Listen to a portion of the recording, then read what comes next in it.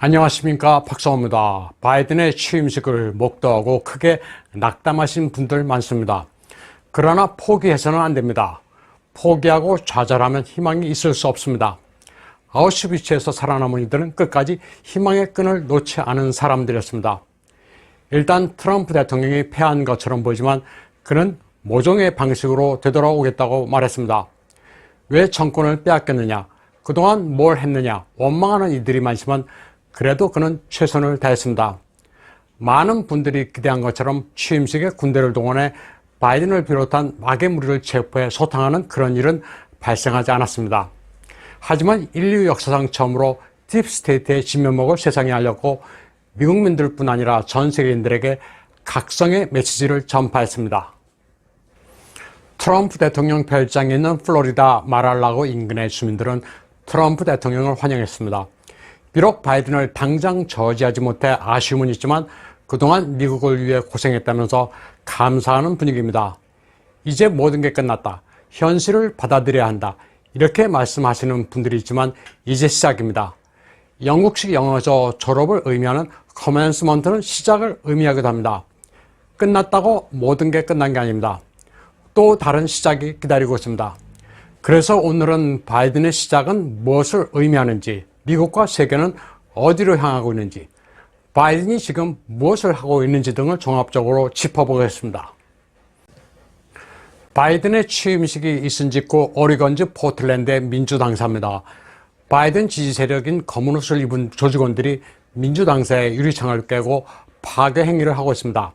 당장 자기네들에게 지분을 달라고 요구하는 것으로 보이는 이들은 트럼프 지지자들에 대한 즉각적인 보복도 외치고 있습니다. 그런데 이들이 바이든의 백악관 홈페이지까지 해킹한 것으로 드러났습니다. 캘리포니아 세크라멘토의 주청사 앞에서도 똑같은 시위가 발생했습니다. 역시 검은 옷을 입은 조직원들이 깃발을 들고 연막탄을 터뜨리며 항의 시위를 벌였습니다. 취임식 당일 발생한 시위입니다. 유사한 시위는 시애틀의 다운타운에서도 벌어졌습니다. 슈퍼마켓에 바이든을 비난하는 스프레이 칠을 하고 미국 국기를 불태웠습니다. 이들이 공통적으로 외치는 구호는 Abolish ICE였습니다. ICE는 Immigration and Customs Enforcement입니다.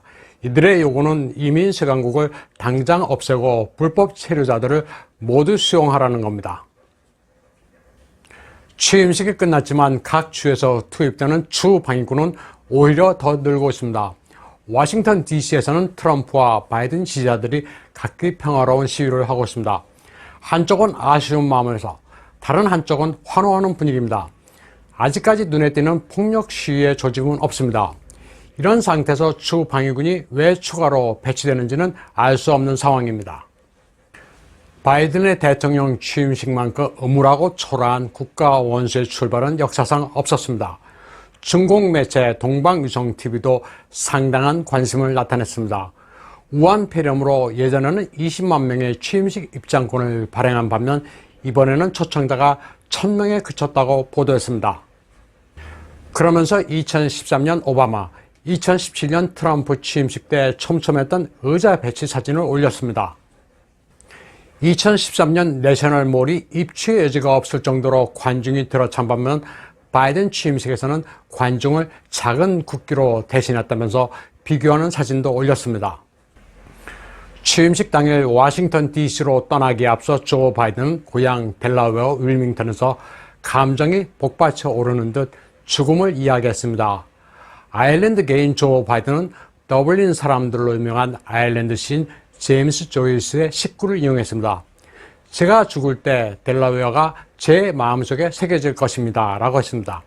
새롭게 출발하는 경사스러운 취임식 아침, 조 바이든은 왜 죽음을 이야기했는지 선뜻 이해가 가지 않는 장면입니다. 고향을 영영 떠나는 것도 아니고 임기를 마치면 다시 돌아올 텐데 왜 죽음을 이야기하고 울기까지 했는지 의아합니다. 그런가 하면 델라웨어 랍비 마이클 빌스는 바이든을 모세, 카말라를 모세형 아론에 비유하면서 축복했습니다. 그리고 트럼프를 잔혹한 이집트의 파라오라고 말했습니다. 성서에 따르면 출애굽을 이끈 모세는 어눌해 형인 아론이 그를 도운 것으로 되어 있습니다. 아시다시피 바이든은 치매를 앓고 있어 제대로 국정을 수행할 수 있을지 의문시되고 있습니다. 그래서 사실상 카말라 해리스가 국정을 주도하게 되는 것 아니냐고 보는 이들이 많습니다. 바이든은 역대 대통령으로서는 처음으로 워싱턴 DC로 이동하면서 에어포스 원 대통령 전용기를 이용하지 못했습니다. 또 취임식 당일 트럼프는 군 통수권자의 상징인 이른바 핵가방을 그대로 들고 플로리다로 떠났습니다. 정상대로라면 취임식 당일 전임자가 후임자에게 건네는 것이 관행입니다. 또 바이든의 취임식이 생중계되기 직전 백악관 홈페이지는 심각하게 갈라진 민심이 반영됐습니다. 좋아요가 930여 개인 반면 싫어요는 1700여 개로 나타났습니다. 취임식에서 미국 국가를 부른 이는 헌터 바이든의 성의 파트너로 알려진 레이디 가가였습니다. 조 바이든은 취임 전날 트럼프 행정부의 정책들을 원점으로 되돌리는 17개 행정명령을 내렸습니다. 전임 정권의 장점을 그대로 계승하는 석유 조수의 미덕은 전혀 없었습니다. 트럼프의 흔적을 모조리 씻어내기로 작정했습니다. 우선 우한 폐렴과 관련해서는 극단적 락다운의 방향으로 갈 기세가 역력합니다. 바이든이 이전에 공언한 대로 100일 동안의 마스크 착용 캠페인을 선포했습니다. 연방과 주 공무원은 물론 전 미국민들에게 앞으로 100일 동안은 전염병 확산 방지를 위해 마스크를 착용할 것을 촉구하는 내용입니다. 또 트럼프 행정부가 지원금을 끊고 거리를 두겠다고 공언한 WHO와의 관계를 다시 강화하겠다는 입장도 밝혔습니다. 마스크 착용과 사회적 거리두기 강화로 바이러스 파시즘의 길로 들어설 기세가 역력합니다. 바이든은 트럼프 행정부가 추진했던 멕시코 장벽 건설도 무산시키기로 했습니다. 트럼프가 바로 직전 국가 비상사태로 규정했던 국경 위기를 방치하고 중남미와 무슬림 난민을 받아들이겠다는 신호입니다. 당장 온두라스 난민이 멕시코 국경 방향으로 쇄도하고 있습니다. 온두라스 난민 행렬은 미국으로 가기 위해 과테말라 돌파를 시도하고 있습니다.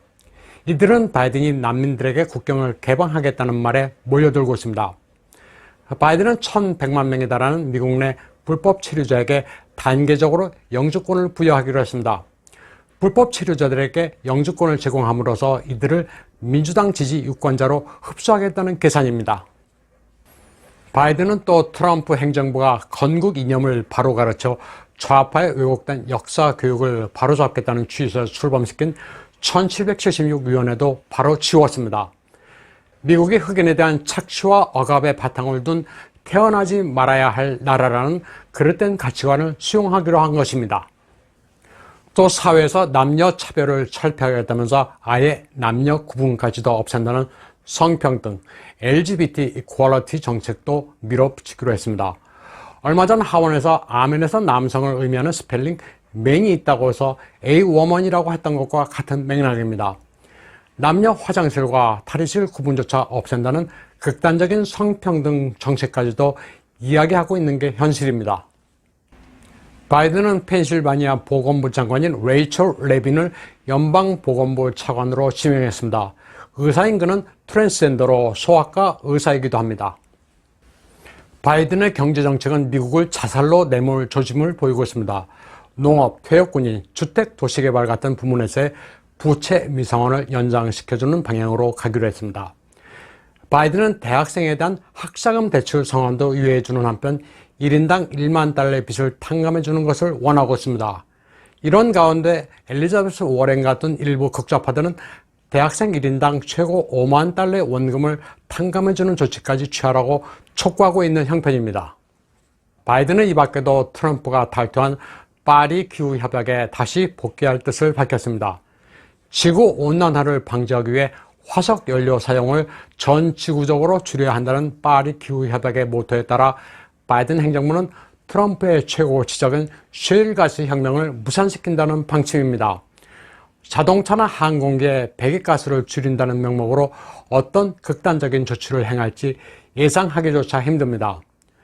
미국 우선주의, 아메리카 퍼스트란 트럼프주의와 정반대인 바이든의 정책을 두고 미국 나중주의, 아메리카 라스트라고도 합니다. 너무나도 극단적이어서 미국을 자살로 이끄는 게 아니냐는 평가도 나오고 있습니다. 트럼프 행정부의 국내 정책뿐만 아니라 대외 정책까지도 아예 지우려고 시도하고 있는 바이든의 정책 기조가 세계 질서에 어떤 영향을 미칠지는 현 시점에서 가늠하기조차 힘듭니다.